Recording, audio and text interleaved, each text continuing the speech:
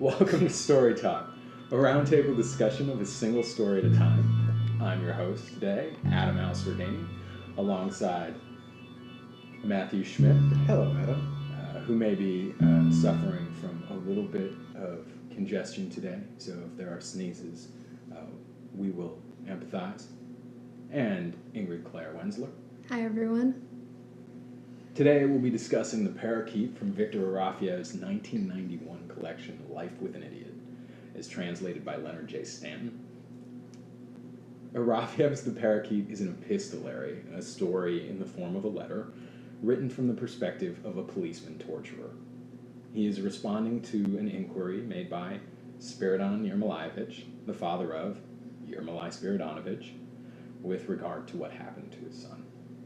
The policeman torturer is an old friend of Spiridon Yermolaevich, so proceeds to explicate an unusually candid account of how Yermolai Spiridonovich was arrested for pulling a dead parakeet from a cesspool and tossing it into the air in hopes of making it fly.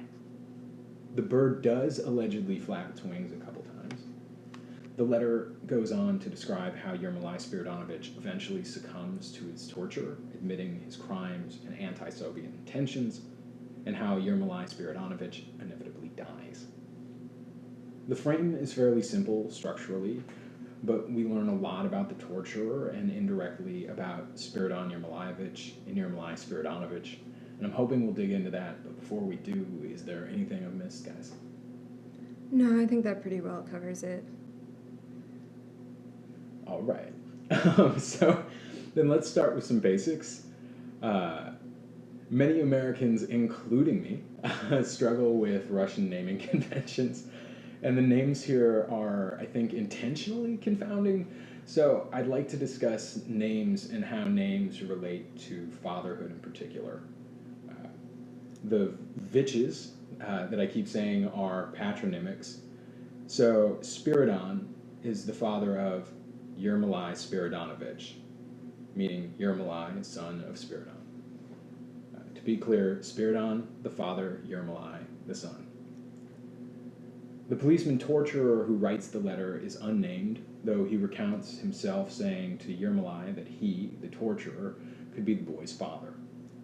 To me, this starts out feeling like an idiomatic offhand, a kind of respect your elders sort of thing, but it's nervous repetition. It gets to feel a little more like a confession to me.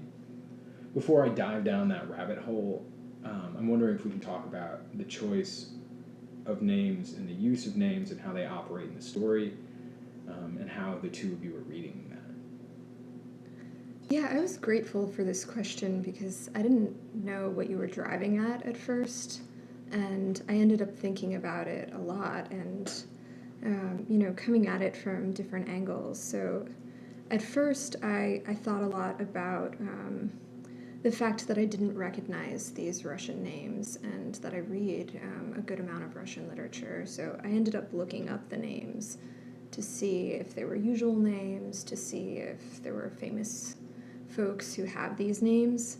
I did end up coming up with Alexander Spurkin, who is a Soviet and Russian philosopher and psychologist, but I think more interestingly, I ended up thinking a lot about the patronyms finally and what they're saying about fatherhood, and I ended up looking back at Chekhov's stories and looking at how he treats patronyms over time in stories, and usually what he does, I didn't check every story, there are so many, but in the few that I looked at, he usually introduces the patronym and then quickly drops it and uses diminutives or that kind of thing from there on, or just the first name, the first given name.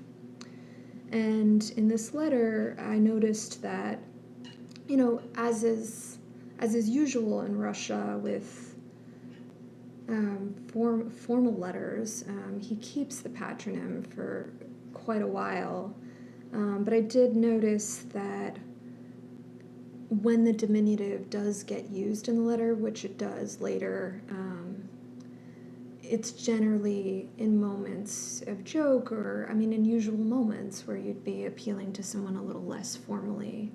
And, I ended up looking at some of those moments. I think that's an interesting thing you can do with this story.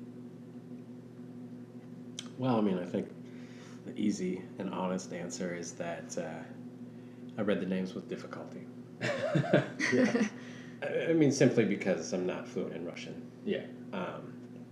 And so, at first, as you say, like, it's very confusing to think about who is who, mostly because he keeps, like, very specifically using, both names. Yeah. And as you say, I think on purpose, and I think one of the reasons is that to make it, like, confusing in that the story is going to follow a certain logic based on what the torturer refers to as the fatherland's expectations, right? And so because, it's referred to as the fatherland, right? Like, we're very specifically looking at this father-son situation, but also, like, the ability for the torturer to have fathered this child, in a way that Russian society fathers its youngsters, in that, they're taught to act and be a certain way. And, like, there's one way to do it. And if you go outside of those boundaries, inevitably, you're not going to last. Or at least not in the way you would think or like to last, right? Yeah. And so, I thought that was well done in that respect. And, the whole thing is kind of, as you mentioned, like a confession in that the torturer knows the father of Yermolai and is kind of saying, like, it's not my fault I had to do this, on one hand. And on the other hand, like, explaining, why it's, a certain thing that must be done and you should be quiet and not, like, ask questions. In a way. It is a confession because, his son is brutally tortured. Yeah. Like, absolutely horribly tortured. And yet, at the same time, I believe the torturer takes a lot of joy, not only in torturing Yermolai, but in recounting to Yermolai's father that he has power over him still. Yeah. And that's like that sword that's double-edged. And that, like, you can't do anything about this, pal. You can go try and sire some more children. You can be happy with the fact that you're alive and not, condemned to hard labor in wherever, right? Yeah. So that specifically is like his way of saying, I'm annoyed at your letter, asking what happened to your son, but also, like, taking pleasure in responding to him, both slowly and in detail. Yeah. I think that my initial reason for asking this question,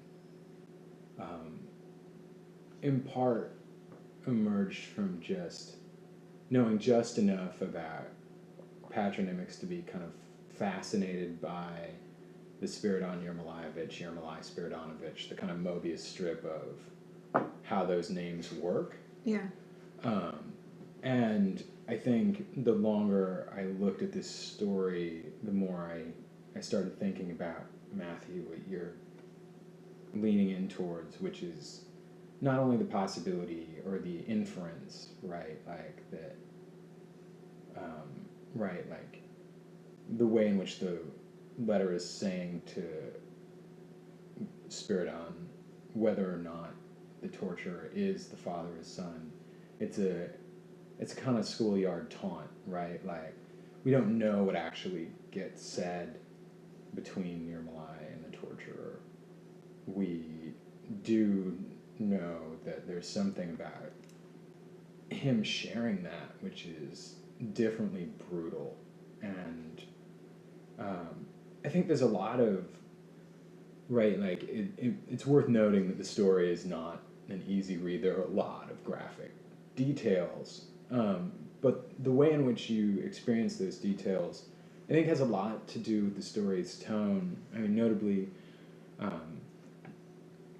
we've been kind of passing around this book of Glasnost literature, and this is, I mean, as I understand it, Erofeyev had a hard time pre the Glasnost era because of a lot of the work that he was doing in getting his work published. And this was a really big sort of announcement of his coming back onto the scene. I want to think out tone and sort of the why tone and how tone. I first encountered this collection, Life with an Idiot, 10 or so years ago, and the Parakeet has stuck with me that whole time, as has the title story, in part because I think both have this quality of absurdist satire. That's how I'm reading it. While I think some of the details might be reflective of a kind of Stalinist era violence, I think it's still absurd. But I think that absurdity is belied by the strange possibilities of the Soviet space at one time. I think it's hard to take at face value someone who claims to have knocked out a child's teeth and then told the child not to cry because more will grow in. It's also really hard to deny the factual possibility of this story being sort of true or sincere, or the torture maybe just saying the things because he feels like he has to. And I think, Matthew, I read it the way that you read it, that this is like a taunt, but also I read it as the author making a dark comedy out of the kinds of taunts and violence of a certain time. To that end, maybe the two of you can share how you're experiencing the story's tone a little bit more, and how that tonal experience affects your reading, and how the sort of affect is getting achieved by Erofeyev. If there are moments that you feel like cue you into how you should experience the story, and when to laugh, when to be horrified, when to take facts seriously as they come through the letter, etc. Yeah, I think it's a brilliant question. I want to take a moment to read just a little from the story's beginning, because I think hearing some of those tonal shifts will help listeners understand what we're talking about here. And, I mean, I totally agree with you about the torturer speaking to the child and not taking that moment seriously. Yeah. That's one answer I have to tone immediately, and a lot of that comes from the story's greater context. So, in response to your inquiry, most esteemed Spiridon Yermolaevich, to wit, what fate has been determined for your son, Yermolai Spiridonovich Spurkin, who compelled a dead bird to undertake unnatural flight, I shall not respond immediately. And why not? Because, my dear sir, I admit I would be ashamed to do so. My bosom was rent with emotion as I read your petition, written in the blood of paternal feeling. So something that I ended up noticing immediately here is that while this letter is leaning into formality, at least, in the United States, I don't think of this as a lawyer's letter immediately, or as coming from an office and matching that particular rhetorical form very well. We find out that, of course, the torturer does know Spiridon Yermolaevich, but there's still these tonal shifts that continue throughout the story and are really important. So a moment that jars in the passage that I just read is, my bosom was rent with emotion. I mean, that sounds to me like language from another time, first of all, and language from, a bad romance novel. It's histrionic, it's emotionally fraught, but it doesn't feel like the letter that you would write to a dear friend about their son. That feels key. I think I end up actually thinking quite a bit about a philosopher and something that she has to say about Eichmann, actually.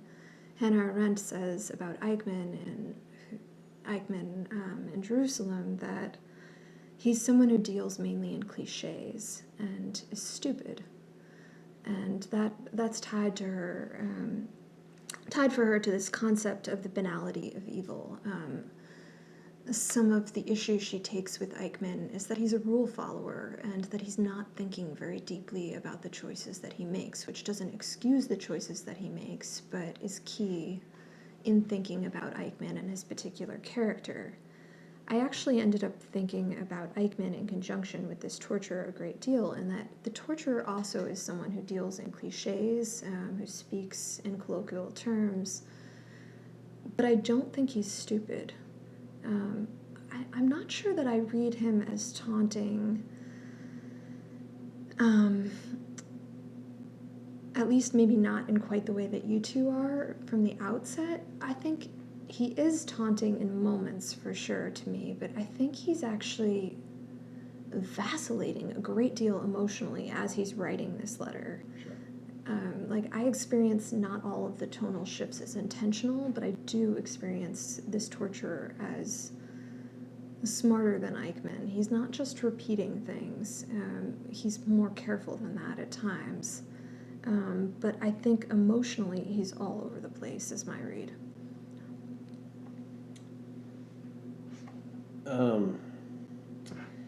I think with the tone,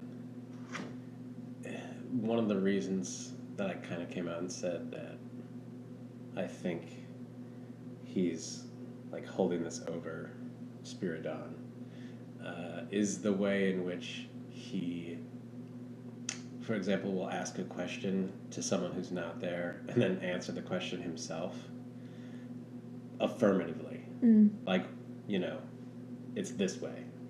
But also in the fact that, he gets really excited and uses a lot of exclamation marks to make points where he doesn't really need to do that. Yeah. He does repeat and write in all capital letters, "Wouldn't we be fine fools," twice.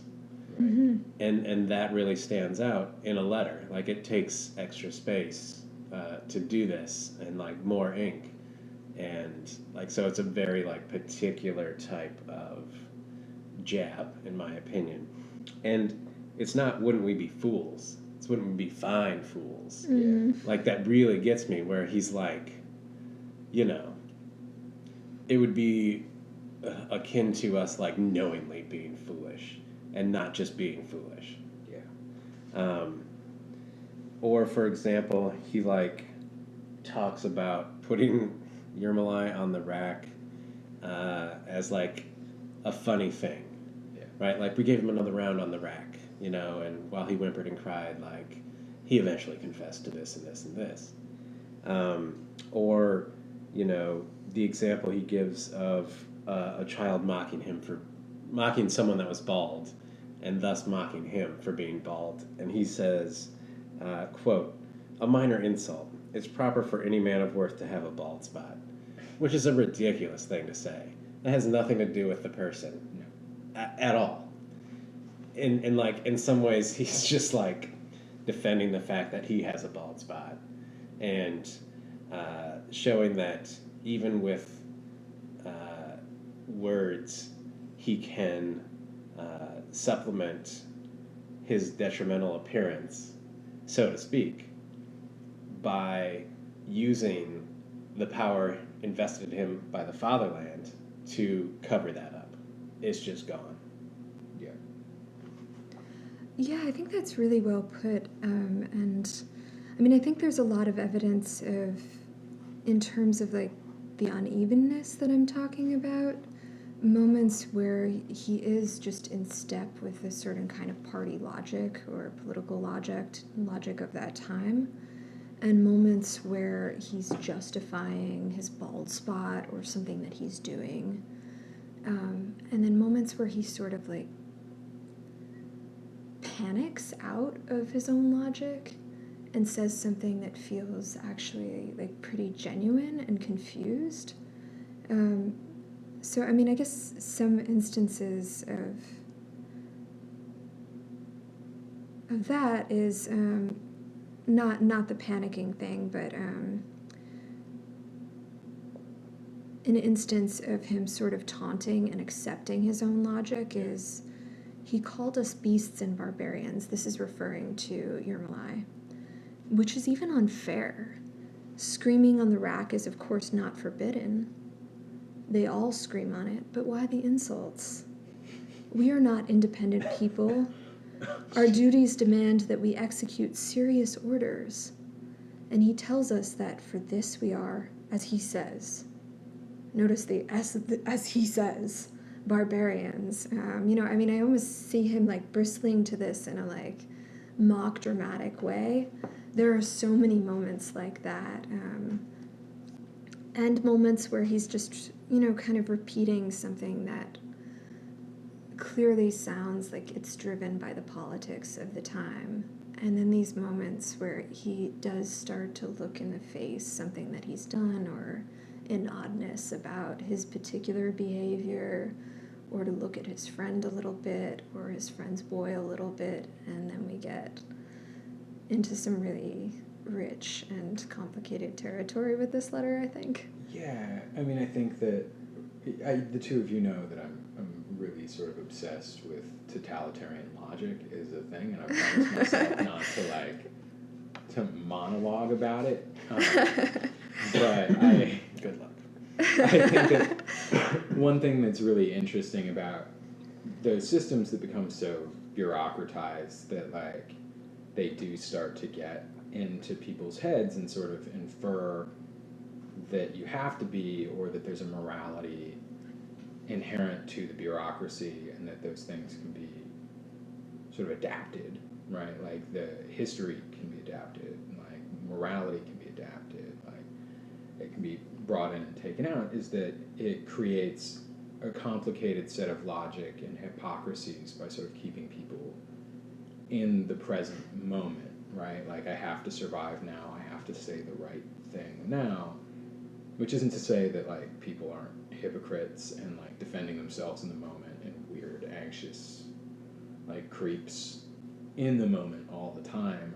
I think that a single voice epistolary is especially tricky that way, in that like, I mean, if you read like Lolita, for example, right? Like there's a sort of horrifying inability to get outside of the speaker. And I think single voice epistolaries, they tend to lack, like the Parakeet does, an outside perspective that we could read the speaker against. Yeah. Right? So we're relying back on our own experience of how we feel about those things, and I think that there's something sort of encasing that's mimetic of that sort of totalitarian logic. And that isn't to say that we can't read the speaker, only that the way that we're going to read the speaker has the general absence of the voices of anyone else, including Spiridon, whose concerns in his own letter are summarized by the torturer, and Yermolai, whose claims about the Parakeet and his responses to the torturer are, as you noted, Ingrid, right, they're reported by the torturer, sometimes defended by the torturer, they're interpreted by the torturer. But I still think that, right, like, to paraphrase Baldwin, right, like that we learn a great deal about our oppressors by the way they oppress us. And some of what we learn about the policeman torturer is through his own pretty graphic claims. Despite having control of the narrative, he tells us a lot of horrifying stuff, right? Like about his own logic, about what he's afraid of, as you noted, Matthew, about his sexual response to torture, the ways that he attempts to persuade Spiridon that his own safety and loyalty are not in question. And he also mentions the virtues of torture, right? Like both of you mentioned the rack. One thing that I think is really weird that he does is he actually defends racking Yermolai by saying that he was kind of crooked, right? That like it straightened him out a little bit, even though he knows that Yermolai is going to get tortured to death. And even though he's also getting racked. So apart from tone, sort of like pre-death of the author question of how should we read this, how did the two of you read the torturer? What do we learn about him through his claims, his actions, and how does he actually tell us about what happened to Yermolai? If it informs us at all. I mean, I think, what Ingrid said earlier about the vacillating of the letter is smart in that, right, like he is attempting to straddle several lines here. He is at once answering the communication. Yeah. He is also attempting to, persuade Spiridon that this is what had to happen, while remaining on good terms with Spiridon, even inviting him over for beer. Like, at any time, he can just drop in, no formalities. Yeah. My wife makes good beer. It really hits the spot. But also, maybe most importantly, he is trying to write the letter in a manner in which, if someone else gets a hold of the letter, he has fulfilled his duties in respect to politics, the fatherland, etc. Yeah. Right? So it has to be written a certain way. And he does a really good job of doing all of these things, which is why, the most interesting thing maybe to me, having not read anything else by Erofeyev, is that, right, I know, as you've stated, Adam, that it comes from the book Life with an Idiot. Right. And this is a particular story that is completely one-sided, right? Like an idiot talking to himself, for example. Yeah. Or maybe in Erofeyev's mind, right, like the idiotic way the Soviet Union at that time, I guess, right, was running things, right? Like, so he's not pulling any punches. He's like laying this all down, right? He's like hitting someone in the face with like the title of his collection and with his portrayal of this torturer who gets off on torturing people, but as the story tells us, is unaffected sexually by wenches, even though he has sampled several of them. Yeah. But like what really gets him off is like mutilating people and then murdering them. Yeah. Which is a fucked up thing. Yeah. I think apart from noting that some of that terminology was quotation from the book. Yes. Paraphrase of the book.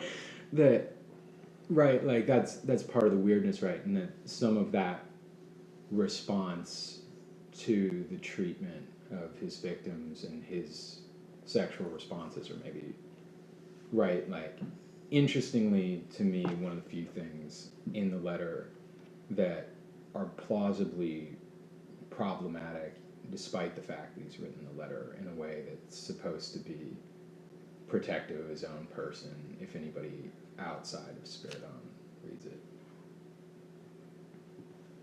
Yeah, I think I agree with all of that. I think there's so much to track in this letter. There's so much going on in terms of who he's trying to appeal to in any given moment. He's trying to anticipate his friend's feelings. He's trying to reassure his friend. He's trying to make a case for what he's done. He's trying to be a good torturer who won't get in trouble, but he clearly is bungling that, in that the Soviet Union wouldn't be tolerant at all of his sexuality. And he's very direct about the fact that he's not turned down by women, and is by this young boy. Although I think interesting to see the ways in which he's negotiating those feelings through exactly what he's preoccupied with through symbol and through veiled language. He refers to Yermolai as a delicate fruit, just like a wench, for example. And, has a lot of moments where he's looking at the boy's pretty little eyes or lips, where he's thinking about his size very explicitly, but sometimes doing that through comparison or through language that's not as direct as it could be. But yeah, I think I read this torturer similarly. I think he's putting on certain acts. He's doing that reassuring, doing that objecting, anticipating his friend's feelings, and then sort of psychologically doing something that I think is really interesting. Like, I referred to this as kind of panicking out of the moment before, but I realized that I saw this TED Talk a long time ago. It's called How to Spot a Liar, and it talks about leaking emotions. And I think of this this torturer is sort of doing that, and like unintentionally expressing how he feels now and then. But also, perhaps unburdening himself psychologically too, kind of lapsing or slipping into his friendship in the way that he would actually talk with a friend, confessing, like you've said, Adam. Yeah, I think that all of this is so strange to me, and I think that figuring out how to engage and read it is, I think it fascinates and baffles me, not only because of what happens, but because of the way that it's spoken about, right? Like, if you said any of this about like an interaction at a coffee shop or something, like, and things didn't get quite this violent or like absurdist, you might, imagine it being something that you'd hear at like a pretty like not raunchy comedy club.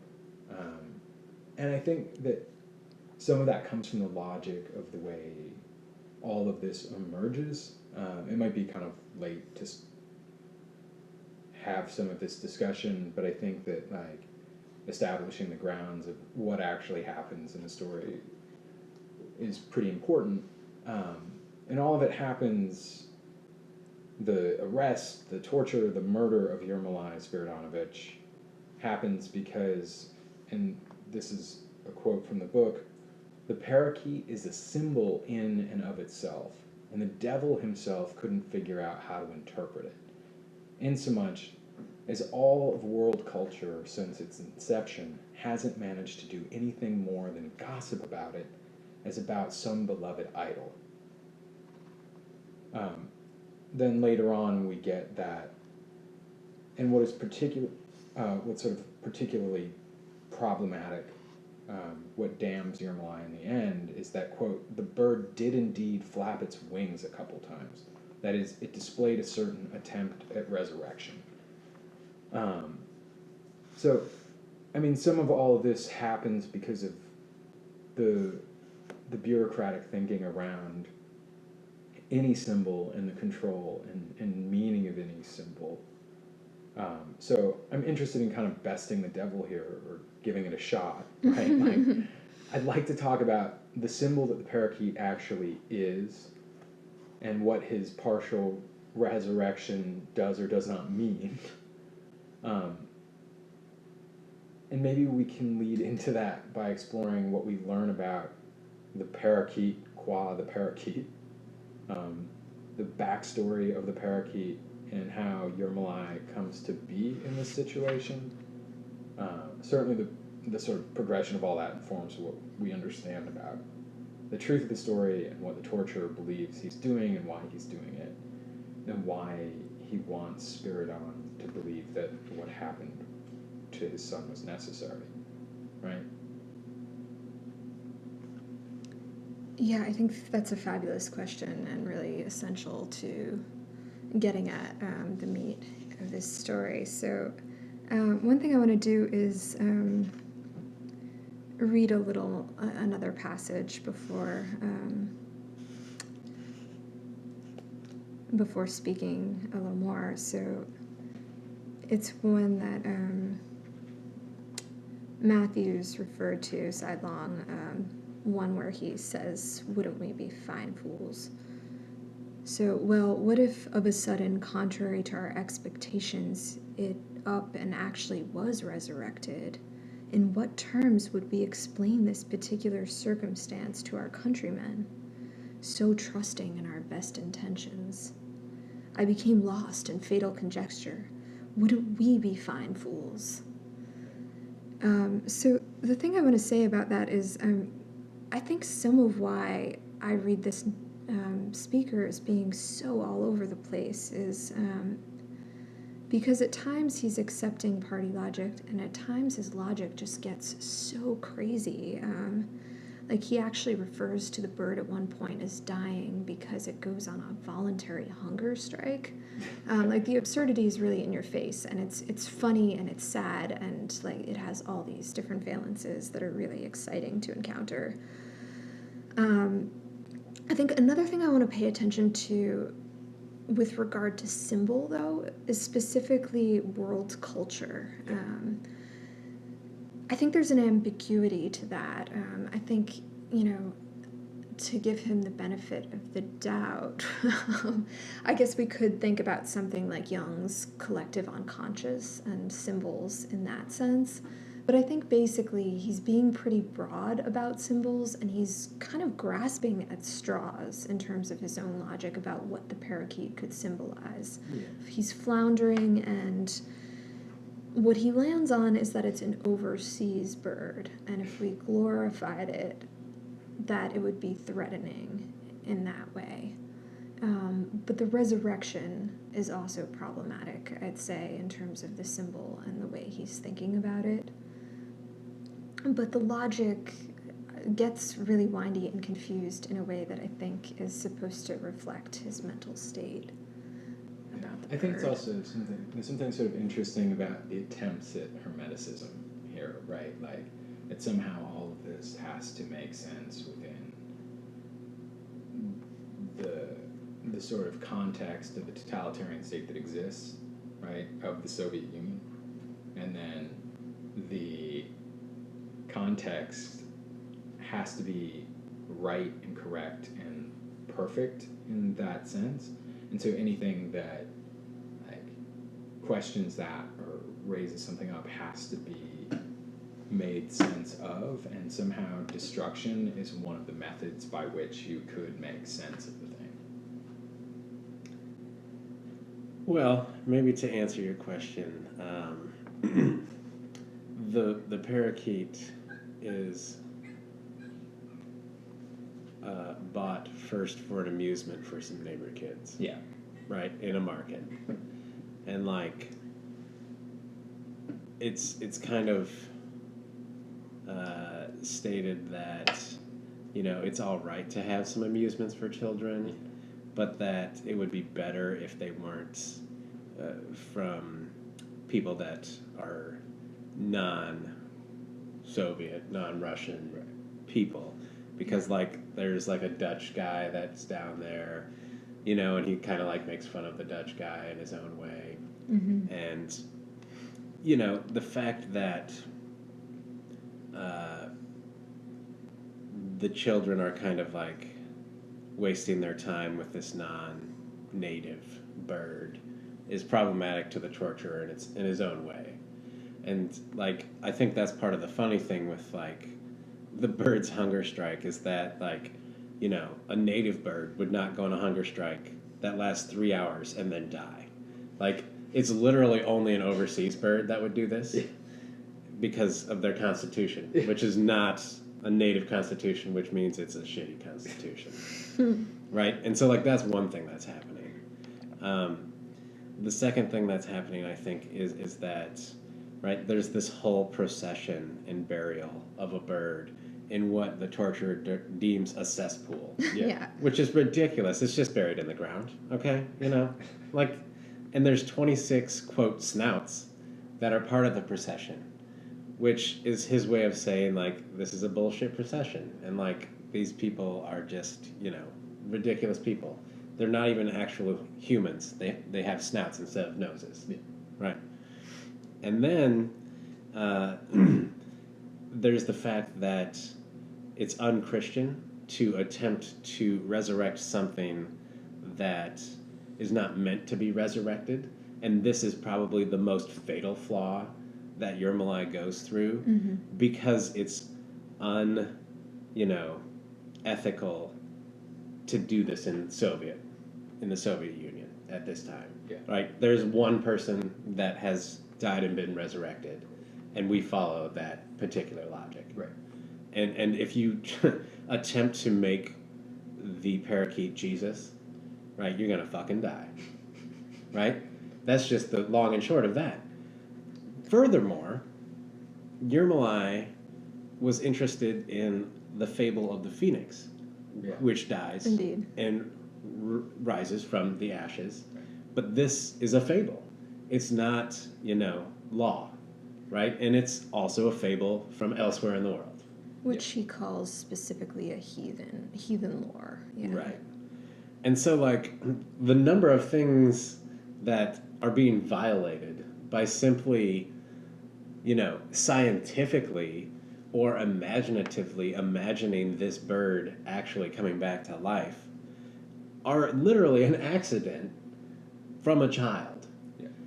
But it's so anti-politically correct in this moment that, we have to take this apart. Because if, in fact, the bird can fly and does, in fact, flap its wings a few times as if almost resurrected, that topples the entire fucking cornerstone of this particular religion and politics that's happening in the Soviet Union. Yeah. Finally, the other thing that it suggests is that, yes, the Soviet Union is going to collapse momentarily. This comes out in 91. Yeah. It's going to collapse momentarily, and from the ashes of the Soviet Union is going to rise Russia. Yeah. I think that all of that is incredibly well stated and deeply horrifying. I'm going to take a note for those who aren't in the room with us to say that I think the animals are rising up against our discussion of this violence against animals, and so there are some cat, dog, and parakeet noises floating through the house. But after that interruption to announce what the mewing was about. I want to say, Matthew, I agree. I think that's really well stated, and I think helps contextualize the story and some of the events really well, and also what the kind of logic that isn't in this story very clearly. I think had this speaker said, obviously, like, we're a Christian country and this is subversive for that reason, thus we had to torture your son, and also we were suspicious of him and his behavior, we thought he was a threat to the state for X, Y, and Z reason, thus we tortured him and had to put him to death. Like, it would have been a very different story. We could have understood him to be, biased toward that particular logic, but much clearer in his own logic. Yeah. And that's not what we get here. We get glimmers of that, so what we can do is understand some of where he's coming at his own thinking. Like, we understand that the bird that he feels is threatened as compared to the parakeet is the sparrow, the more native sparrow. And we do understand that he's suspicious of Yermolai and his intentions, too.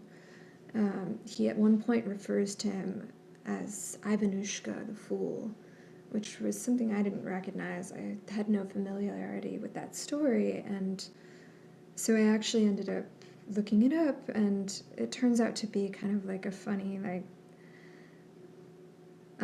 folkloric tale, but also sort of like a Russian blonde joke. Ivanushka the fool is blonde and a little simple, but actually there's some wisdom in his simplicity. So, I mean, that tie could be about worrying that Yermolai is actually, appearing to be a child, appearing to be just playing with this dead parakeet, which, I mean, is bizarre in its own way, let's face it. But, that there's some sort of wisdom, that there is some intentional subversion, especially because he knows about the phoenix and that story. Like, that would be a more coherent reason to torture him if it were stated in that way, but the speaker is all over the place. Yeah. I think that there's a lot of weirdness there in that, like, I mean, obviously, we don't get specific dates in a story. We don't get a specific age of Yermolai, although the teeth thing, like, don't cry because your teeth got knocked out. Like, they're going to grow back is, if it's indicative of his age, disturbs me a great deal. Not that this isn't all disturbing if the kid is 16. But I think I think you're both hitting on something fascinating about sort of Soviet logic, right? Like, which I think is pursuing, as I understand it, that kind of Marxist thinking that, like, religion is the opiate of the masses, right? That, like, even the kind of the tolerance of Christianity in that space, as I understand, was, thought of as transitional, so that adding in this kind of third thing or evidence of the possibility of resurrection is really upsetting. I think it's also interesting, all of that's really interesting in contrast to thinking about, I think to your point, Ingrid, that if it were logically stated, right, eventually you get to the point where if really world culture is going to be world culture where we all, over time, realize we weed out religion, we weed out this kind of capitalist stuff, we weed out, like, bourgeoisie thinking, we all, cooperate, and that's going to take over the world. Eventually there isn't anything like an inferior bird, because a real world culture would overtake those areas where parakeets exist, and where, in transition, the story of the phoenix would become a folklore like any other folklore that transitionally is useful. And I think that's all, I think watching him have to face down the way in which all that doesn't line up is really fascinating to me. I think we've covered a great deal of this story. What we haven't really covered yet is its end, and I'd like to end at the end. Yermolai, quote, falls from a church bell tower to his death, while the torturer invites him, as Yermolai had invited the parakeet, to fly. The ending brings me to two questions, which are obviously different, but I think inform one another. First, what are we supposed to make of the social circumstances, the evident hypocrisy, the cultural situation that these people are in? That is, what is the story telling us about the negotiations of that hypothetical world culture and language, ideas, and cultural heritage spaces that are invested in churches, the devil, the Lord, but are in this ideological place. And then, secondly, what are we finally to make of the situation, the torture and Spiridon, in the kind of violent context of that meeting across what I would say is a pretty cautious medium of the letter, written semi-bureaucratically? Well,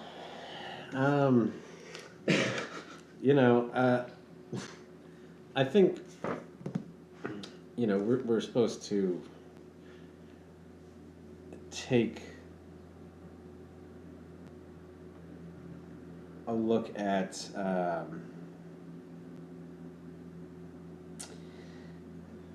the questionable ideas of any culture, state, country, etc.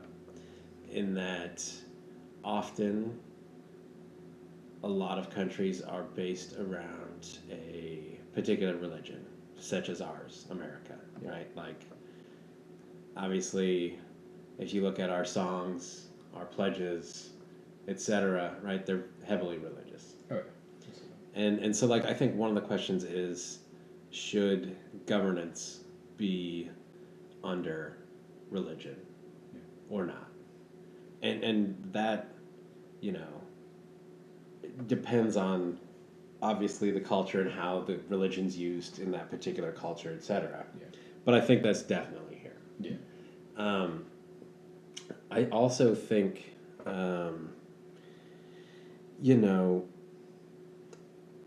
this particular letter is hypocritical in that we actually learn the torturer wants a pet just like Yermolai wants a pet. And the torturer's pet, or parakeet, is actually Yermolai. Yeah. And in fact, he doesn't see Yermolai as a parakeet, but as he says repeatedly, quote, my pigeon. Right? Like, so that in fact, the torturer is doing the exact same thing and literally does the exact same experiment that Yermolai does with the parakeet on Yermolai. Verbatim, except that, Yermolai doesn't torture the parakeet, but waits until the parakeet is dead. Nonetheless, right, like, it's the fact that everyone is actually looking for answers and no one has any. And that's the really the big bummer of this story and, a lot of stories, is that, like, is there a God? Are there many gods? What do the gods want? What do the gods do this for? Why am I here? Right? Like, all of these things.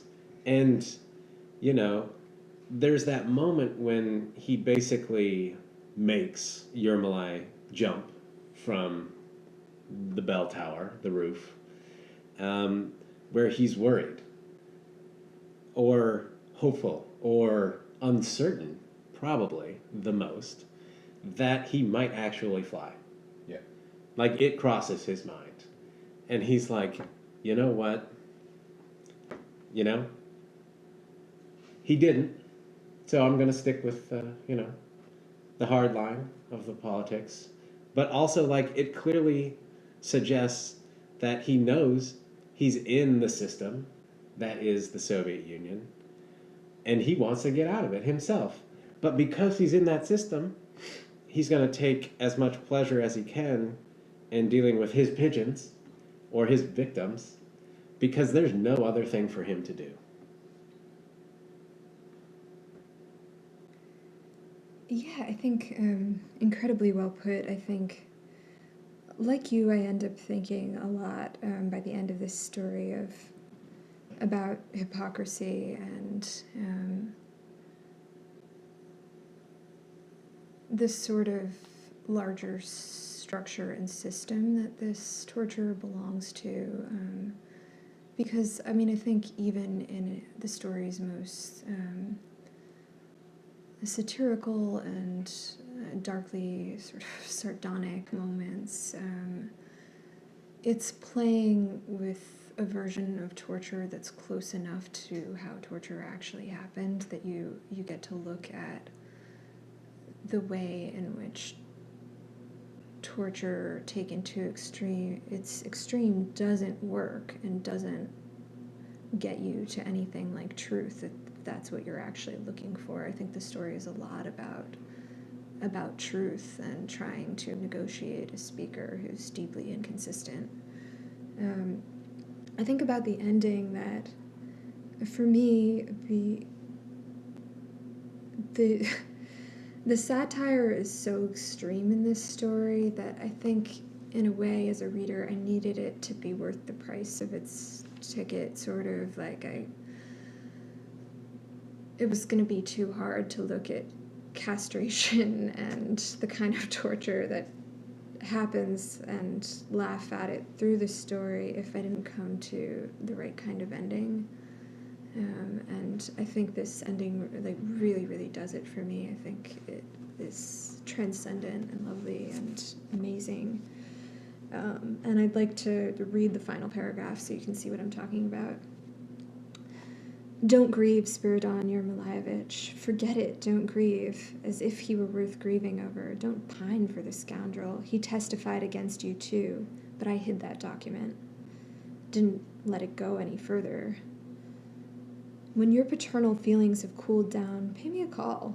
We'll go to the bathhouse, steam ourselves, drink some beer. My old lady brews a good strong beer. It really hits the spot. Drop by whenever you feel like it. Forget the formalities. You'll still father a few more kids. You seem to be a real man, still in good working shape, even if you're getting a bit on up there. And if you don't father anymore, it's no big deal. You'll do just fine. There are plenty as it is. And your boy, Yermolai Spiridonovich, he's gone straight up to heaven for sure. A martyr will always get to heaven, even if his cause is wrong. And he looks down on us tenderly from there, plays with his turquoise parakeet, strokes its little feathers, and gives thanks. When you think about it, when you picture that, you even get jealous, Spiridon. Honest to God you do. Well, fine then, to hell with him. Let him rejoice. I think where that goes logically is just astounding. It gives me like a shiver because of the tonal shifts I'm talking about. I don't know that I read it very well, but I think it's those last lines that what we get to is actually like the feelings that this torturer actually has for this boy, and this sudden veer in logic, like what in a poem you'd call a volta, that just kind of swings you to thinking about something totally new. And I just think it's fabulous. I don't know what else to say about that. Well, kids, I don't know that I have anything to say that's more meaningful than how the story ends itself. Thanks for chatting about the parakeet with me today. Thank you. Thanks.